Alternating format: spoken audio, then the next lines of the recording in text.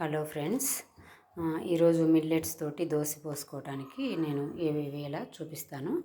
ఇవి మిల్లెట్స్ అండి. ఇవి మనకి డిమార్ట్లో దొరుకుతాయి ప్యాకెట్స్. ఇదిగోండి, ఇది ఇవేంటి కొర్రలు, తర్వాత అరికలు, తర్వాత ఇవి వరిగలు, వరిగలు, ఇవి కొర్రలు, తర్వాత సామలు కూడా ఉన్నాయండి.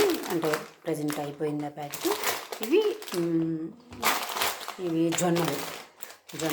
అలా ఇదిగోండి, ఈరోజు నేను అరికెలు తీసుకున్నాను. ఒక ప్యాకెట్ అరికెలు తీసుకొని, ఒక పావు కేజీ మినప్పప్పు తీసుకొని, తర్వాత కొంచెం మెంతులు, ఇదిగోండి కొంచెం మెంతులు తీసుకొని ఒక ఇలా నానబెట్టుకున్నాను. ఒక 8 అవర్స్ ఇట్లా నానబెట్టుకుంటాను. నేను వీటిల్లో కొంచెం ఇవి అటుకులు వేసుకుంటాను, తర్వాత ఓట్స్ వేసుకుంటాను. ప్రజెంట్ నా దగ్గర ఓట్స్ అయిపోయినాయి, అందుకని నేనేం నానేయలేదు. అంటే ఓట్స్ కానీ అటుకులు కానీ వేసుకుంటే దోశ ఇంకొంచెం బాగా క్రిస్పీగా అలా వస్తుంది.